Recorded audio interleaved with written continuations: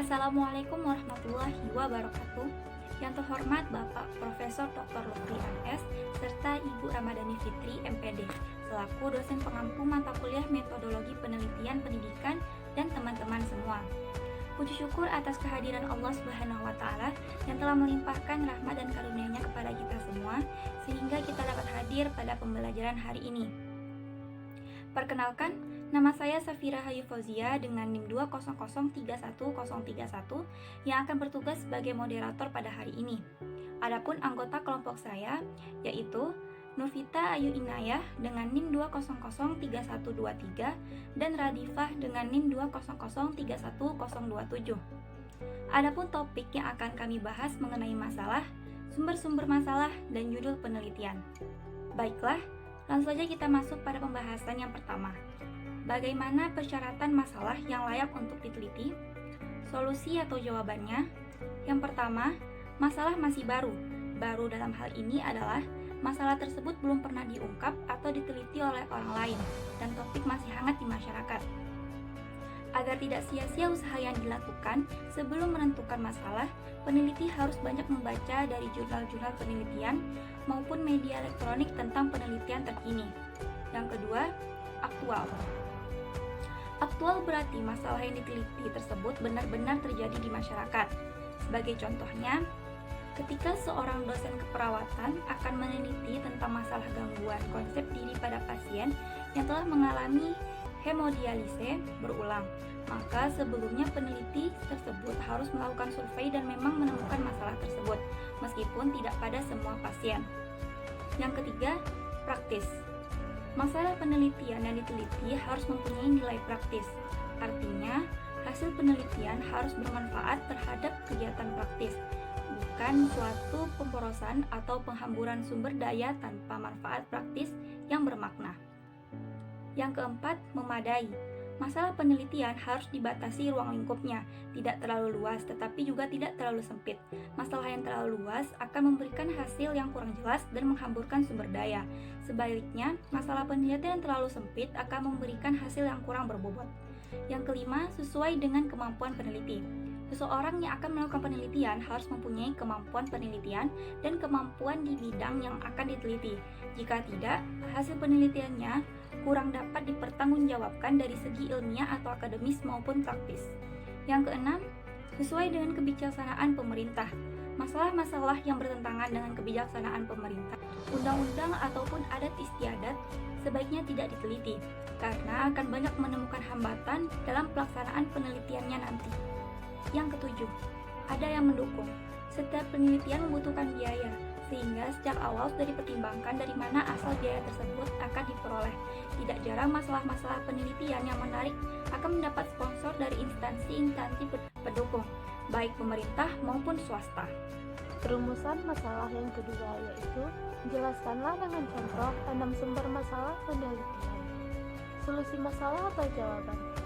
Menurut Surya Brata, pada tahun 1989, halaman 67-69, sumber masalah penelitian yaitu: yang pertama, bacaan.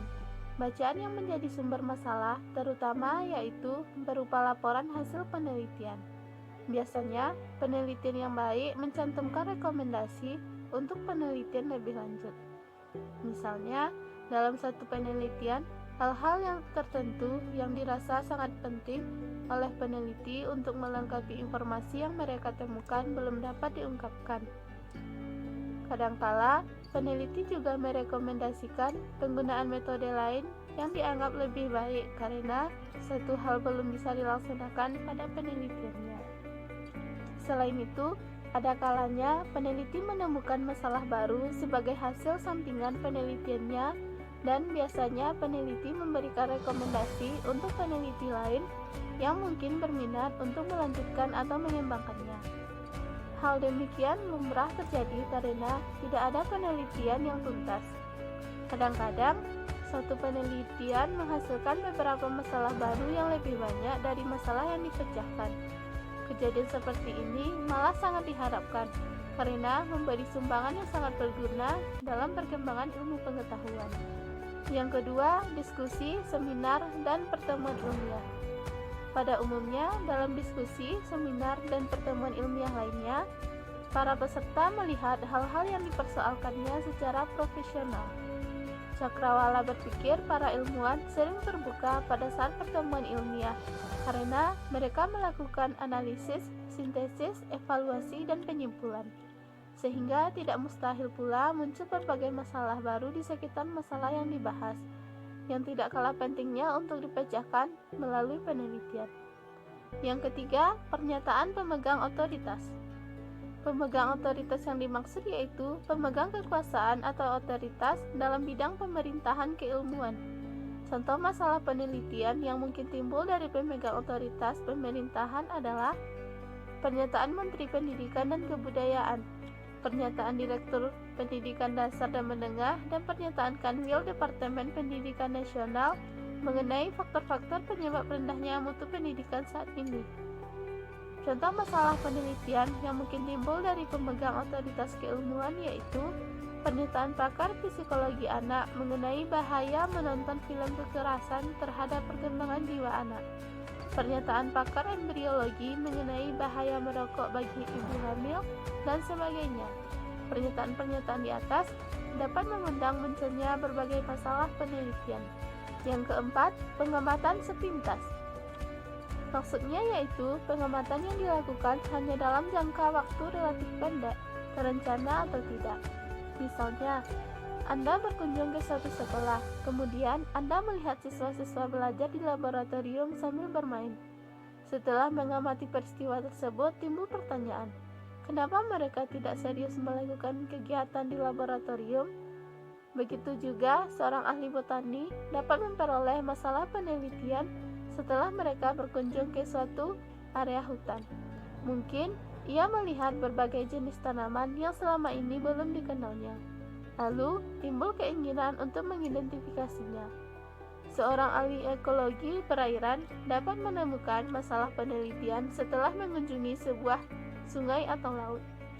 Seorang ahli kesehatan setelah mengunjungi suatu tempat pemukiman penduduk.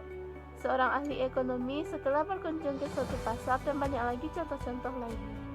Yang kelima, pengalaman pribadi. Pengalaman pribadi bisa berhubungan dengan kehidupan pribadi atau kehidupan profesional. Pengalaman pribadi, misalnya Anda pernah diberi obat tradisional atau air perasan daun tertentu ketika Anda menderita sakit tertentu, dan setelah meminumnya, kebetulan kesehatan Anda membaik. Jika Anda calon sarjana atau sudah menjadi sarjana atau ahli biologi atau farmasi, pengalaman pribadi itu bisa menjadi masalah penelitian. Misalnya, Anda ingin tahu apa kandungan daun tumbuhan tersebut yang dapat menyembuhkan penyakit tertentu.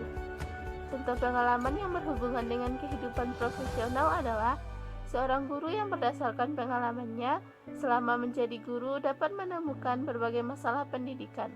Misalnya, ia melihat minat belajar siswa yang rendah, usaha belajar siswa kurang, hasil belajar siswa rendah, dan sebagainya. Yang terakhir yaitu perasaan intuisi. Sering pula masalah itu muncul dari perasaan intuisi atau kata hati. Misalnya, seorang ilmuwan mendapatkan permasalahan penelitian dalam pikirannya setelah bangun tidur atau pada saat-saat istirahat. Nampaknya, selama tidur atau istirahat terjadi semacam konsolidasi atau pengendapan berbagai informasi yang berkaitan dengan masalah yang akan diteliti.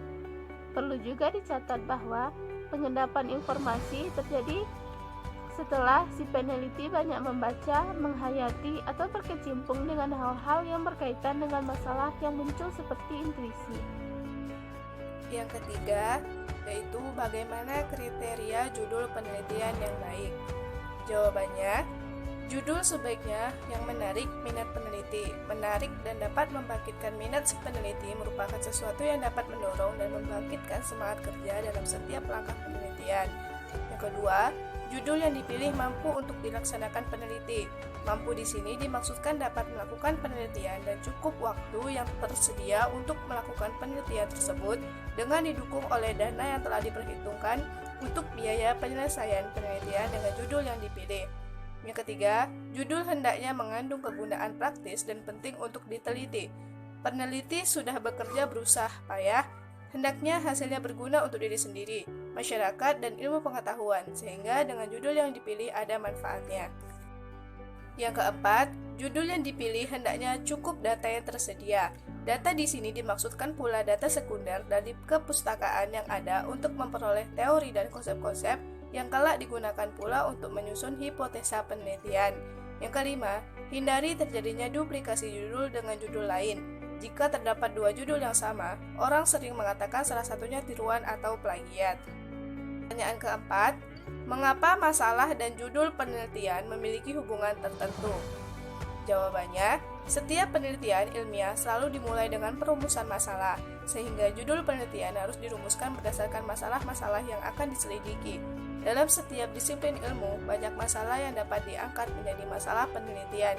Masalah dapat muncul karena tidak terdapatnya keseimbangan antara sesuatu yang diharapkan berdasarkan teori-teori atau hukum-hukum yang menjadi tolak ukur dengan kenyataan, sehingga menimbulkan pertanyaan mengapa demikian atau sebabnya demikian. Judul penelitian memberikan gambaran singkat kepada pembaca tentang masalah yang diteliti oleh si peneliti. Kemudian, dalam rumusan masalah penelitian, sang peneliti menjabarkan masalah yang ingin diteliti, termasuk segala aspek dan alasan di balik pemilihan masalah tersebut. Sementara di bagian hipotesis penelitian, ia menyampaikan suatu dugaan terkait masalah tersebut dan kemungkinan solusinya.